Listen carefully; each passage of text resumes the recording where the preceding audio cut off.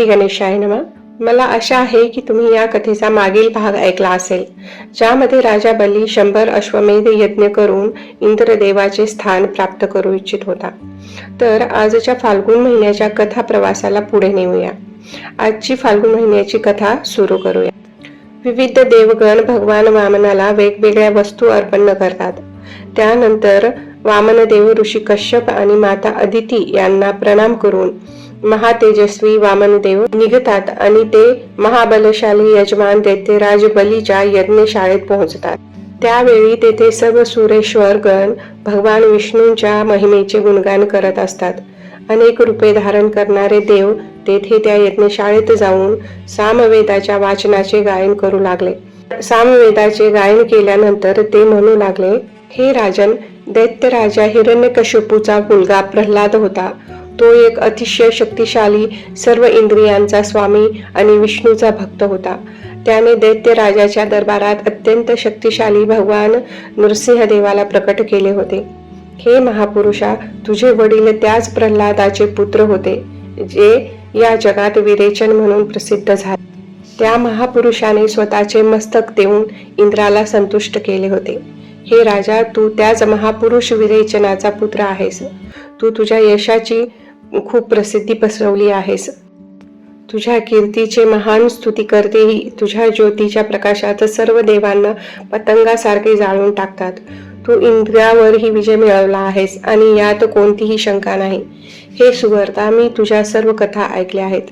तू खूप धाडसी आहेस आणि उदार दाता म्हणूनही तुझी प्रतिष्ठा तिन्ही लोकांमध्ये पसरलेली आहे. तरीही तू मला 3 पावले जमीन दान करावी. हे ऐकून विरेचनाचा पुत्र बली हसला आणि म्हणाला, हे महापुरुषा, मी तुला संपूर्ण पृथ्वी देऊ शकतो, ज्यामध्ये पर्वत, विस्तीर्ण जंगले आणि असंख्य बेटे समाविष्ट आहेत. मी देऊ केलेली जमीन कृपया स्वीकारा. तेव्हा वामनदेवाने उत्तर दिले, हे राक्षसराज, स्वतः चालून योजलेली म्हणजेच मला माझ्या 3 पावलांनी मोजता येईल तितकी जमीन हवी आहे. ब्रह्मचारी वामनदेवाचे शब्द ऐकून राजा बली हसला आणि म्हणाला, ठीक आहे, ती जमीन तुम्ही घ्या. असे म्हणत बलीने कश्यप पुत्र वामनदेवाची कर्तव्यनिष्ठेने पूजा केली. त्यावेळी महान ऋषी आणि संत पराक्रमी बलीच्या सौभाग्याची स्तुती करत होते. वामनदेवाची कर्तव्यनिष्ठेने पूजा केल्यानंतर राजा बली त्यांना 3 पावले जमीन देण्यास तयार झाला. तेव्हा अचानकपणे दैत्यगुरु शुक्राचार्याने राजा बलीला अडवले आणि म्हणाले, दैत्यराज, ब्रह्मचारीच्या रूपात हे साक्षात विष्णू आहेत. यांना तू दान द्यायला नको. ते येथे इंद्राचे कार्य सिद्ध करण्यासाठी आले आहेत आणि तुझ्या यज्ञात विघ्न घालण्यासाठी आले आहेत. परम आध्यात्मिक सार प्रकट करणारा विष्णू सध्या तुझ्या पूजेला पात्र नाही. थांब. त्याने आधीच मोहिनीचे रूप धारण केले होते आणि त्यावेळी देवांना अमृत दिले होते. तसेच महाबलशाली राहूचा वधही केला होता. तोच तो आहे ज्याने राक्षसांना पराभूत केले आणि त्यानेच पराक्रमी कालनेमीलाही मारले. तो देव आहे आणि संपूर्ण विश्वाचा रक्षक ही आहे. हे महान राजन, आता तू तुझ्या मनात पूर्ण विचार, तुझ्या कर्माचे फायदे आणि हानी विचारात घे आणि थांब. या ब्राह्मणाला काहीही दान देऊ नको. गुरु शुक्राचार्यांच्या स्पष्टीकरणावर राजा बली हसला आणि ढगाच्या गर्जनेसारखा खोल आवाजात म्हणाला, गुरुदेव, तुम्ही मला त्रास देण्यासाठी वापरलेले शब्द माझ्या हिताच्या उद्देशाने बोललेले आहेत. तरीही काळजीपूर्वक विचार केल्यास तुमचे हितकारक शब्द देखील माझ्यासाठी हानिकारक ठरतील. मी ब्रह्मचारीच्या वेशात आलेल्या भगवान श्रीहरी विष्णूला मागितलेल्या वस्तू नक्कीच दान करेन. हे विष्णू सर्व कर्माचे आणि त्याच्या फळाचेही स्वामी आहेत, म्हणून ते दानाचे सर्वोत्तम प्राप्त करता आहेत. ज्यांच्या हृदयात ते नेहमीच वास करतात त्यांना सर्वोत्तम प्राप्तकर्ता मानले जाते आणि हे परम सत्य आहे. ज्यांच्या नावाने ते सर्व काही पवित्र समजले जाते, ज्यांच्या चिंतनाने वेद, यज्ञ, मंत्र आणि तंत्रेही परिपूर्णता प्राप्त करतात, ते संपूर्ण विश्वाचे स्वामी परमात्मा श्रीहरी आज माझ्यावर कृपा करण्यासाठी, माझा उद्धार करण्यासाठी येथे आले आहेत. याला तुम्ही पण यथार्थ समजून स्वीकारा. ते मला वाचवण्यासाठी येथे आले आहेत आणि मीही त्यांची इच्छा स्वीकारली आहे, यात काही शंका नाही. ही माझ्यासाठी खूपच आनंदाची गोष्ट आहे. राजा बलीचे असे शब्द ऐकून गुरु शुक्राचार्यांना राग आला. ते रागाने राक्षस राजाला शाप देऊ लागले. शुक्राचार्य म्हणाले, अरे मूर्ख, तू माझ्या आज्ञेचे उल्लंघन करत आहेस आणि त्याहूनही वरचे तू दान करू इच्छितोस. म्हणून मी तुला शाप देतो की तू लगेच राज्यलक्ष्मीपासून वंचित होशील. या प्रकारे प्रगल्भ ज्ञानाने युक्त असलेल्या ज्ञानी शिष्याला बलीला शाप देऊन शुक्राचार्याने आपल्या आश्रमात जाण्याचा निर्णय घेतला.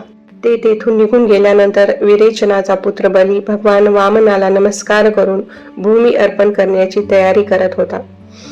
राक्षसराज बलीची समर्पित पत्नी राणी विंध्यावली तेथे आली. ब्रह्मचारी संस्काराचा अभ्यासक असलेल्या राजा बलीने ब्रह्मचारीचे पाय विधीपूर्वक धुतले, संकल्प केला आणि भगवान विष्णूला पृथ्वी अर्पण करण्याची प्रतिज्ञा केली आणि पृथ्वी दान केली. त्या पवित्र प्रतिज्ञेचा स्वीकार केल्यानंतर वामन रूपात जन्मलेले भगवान श्री हरिविष्णू मोठे होऊ लागले. ते संपूर्ण विश्वाचे स्वामी आणि मूळ आहेत.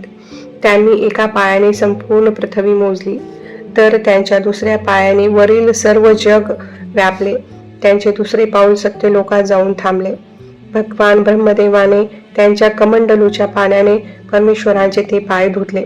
भगवानांचे पाय धुवून निर्माण झालेले चरणोदक सर्व पापाचा नाश करणारी आणि सर्वांसाठी शांतीचा स्रोत असणारी गंगा नदी त्यातून प्रकट झाली. भगवान विष्णूंच्या चरणांच्या धुळीने भरलेली पवित्र गंगा नदी ही सर्व तीर्थक्षेत्रामध्ये सर्वात महत्वाची आणि पवित्र आहे. तिच्या पावन जलाने तिन्ही लोक पवित्र झाले. तिला भगवान ब्रह्मदेवाने प्रकट केली आहे, जी भगवान शिवांच्या जटेत विराजमान आहे आणि राजा भगीरथाने तिला पृथ्वीवर आणले आहे. तिने राजा सगर यांच्या संपूर्ण कुळाचा उद्धार केला आहे. भगवानांनी फक्त 2 पावलांनी संपूर्ण सजीव आणि निर्जीव विश्वाचे मोजमाप केले. त्यानंतर त्या विशाल रूपाला मागे सोडून देवांचे देव जनार्दन पुन्हा एकदा ब्राह्मण वामन म्हणून आपले आसन धारण केले.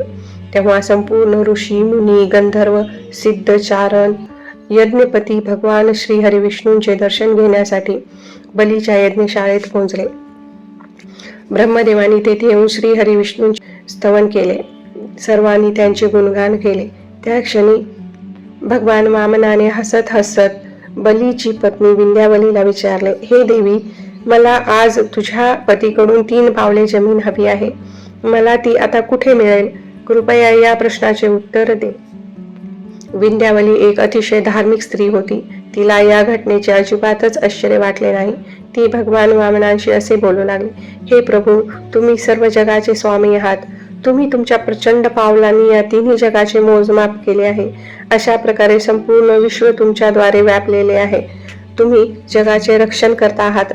तुमच्या रूपाची तुलना करता येत नाही. आम्ही तुम्हाला काय देऊ शकतो? माझ्या पतीने यावेळी तुम्हाला 3 पावले भूमी देण्याचे वचन दिले होते. त्या वचनानुसार माझे पती या 3 पावलांसाठी जागा अशा प्रकारे देतात. हे प्रभू, तुम्ही तुमचे पहिले पाऊल माझ्या डोक्यावर ठेवा.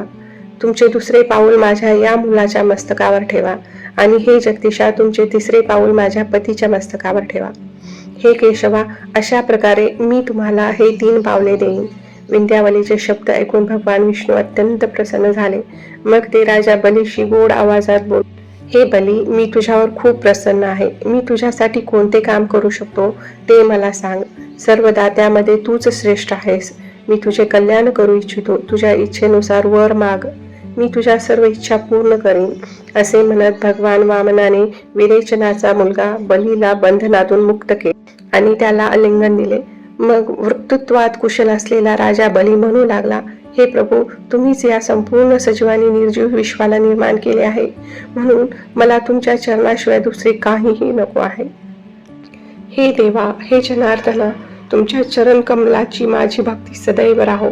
हे देवेश्वर, तुमची शाश्वत भक्ती पुन्हा पुन्हा वाढत राहो.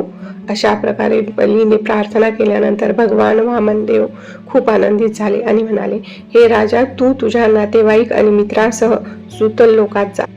हे ऐकून दैत्याचा राजा बली म्हणाला, हे प्रभू, मला सांगा, सुतल लोकात जाण्यात माझा काय उद्देश आहे? मी तुमच्या सोबत राहीन, अन्यथा काहीही बोलणे अयोग्य आहे.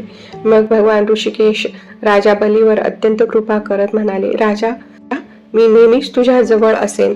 हे बली, असुरामध्ये सर्वोत्तम पश्चाताप करू नकोस. माझे शब्द ऐक. मी सुतल लोकात तुमचा द्वारपाल होईन. माझ्या या वचनाला वरदान समज. आज मी तुम्हाला वरदान म्हणून उपस्थित आहे. मी माझ्या वैकुंठवासी गणांसोबत तुमच्या घरात राहीन. अतुलनीय तेजस्वी भगवान विष्णूंचे हे शब्द ऐकून राजा बली राक्षसासह सुतल लोकात गेला. महान बाणासूर त्यांच्या 100 पुत्रासह सुखाने तेथे राहू लागला. महान बाहुबली हे सर्वात उदार दात्यांचेही अंतिम आश्रयस्थान आहे. तिन्ही लोकांचे याचक राजा बलीकडे जातात आणि त्यांच्या दाराशी बसलेले भगवान विष्णू स्वतः त्यांना जे काही मागतात ते देतात. एखादी व्यक्ती अन्नाची इच्छा बाळगून असो किंवा मोक्षाची इच्छा बाळगून त्यांच्या आवडीनुसार त्याला वस्तू अर्पण केल्या जातात. भगवान शंकरांच्या कृपेनेच राजा बली इतका महान झाला आहे. भगवान शिवांच्या कृपेनेच राजा बली अशा प्रकारे महत्त्वपूर्ण बनला. भगवान शिवांच्या पूजेसाठी म्हणून त्याने भूतकाळात केलेल्या दानाचे त्याला हे फळ मिळत आहे. अपवित्र जागेवर पडलेले साहित्य शिवांना अर्पण करून एवढा महान झाला. त्या प्रकारेच आपणही शिवजींची पूजा अर्चना करून धन्य धन्य होऊया. हर हर महादेव.